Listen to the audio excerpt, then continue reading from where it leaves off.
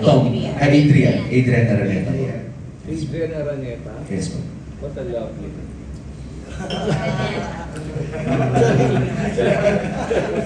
Sharing lang, Kevin Miranda. Over your ears.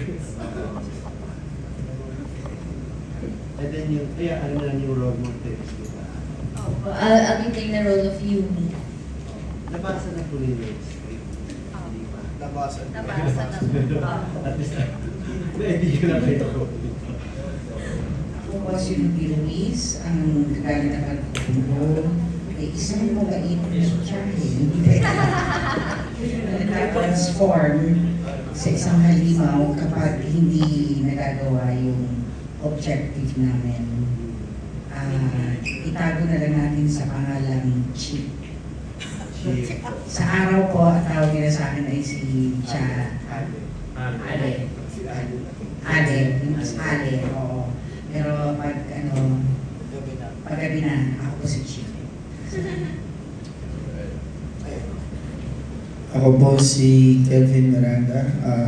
Ang gagampanan kong role ay si Nico. Ayan, ako naman yung maporma sa magbabarkada. Hindi ko na magnanakaw, no? Ito yung mga geng-geng kami dito. So, siguro ako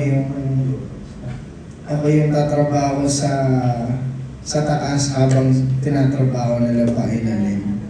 So, exciting tong project na to. Medyo kakaiba siya sa mga nagawa ko na ring pelikula. Kaya gusto ko na rin talaga siyang gawin. And marami na akong na-visualize simula nung nabasa ko yung script. And nung nalaman kong sila Idol RK, aking makakatrabaho talaga. Mas lalo akong na-excite yan, sila Tilly, sila Tita Rumi, Miss Marnie. So, masaya akong naging parte nito. Solid. Hello, magandang tanghali po. Ako po si RK Mawitsing at ang pangalan po ng character ko dito si Dencho.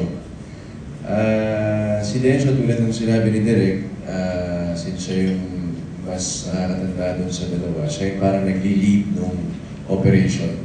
Parang kumbaga brains of the operation. Mahilig siya sa mga disguise, nagpapalit-palit ng anyo.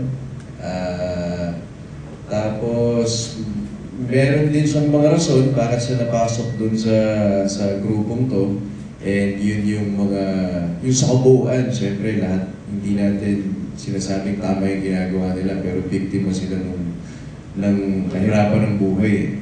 So, yun yung mga na-excite kami na ikwento sa mga character namin. At si Direk, dun sa buong pelikula, kung saan nanggagaling tong mga ganitong storya. So, excited ako sa character ko, excited po ako makatrabaho kayo na. Yun ako, salamat po. Good afternoon. Ako si Marnie Lapus. Ang role ko si Miss Santos, ang manager ng jewelry shop. Gullible siya, malilin lang siya ng di oras kasi professional siya. Yun lang. Thank you.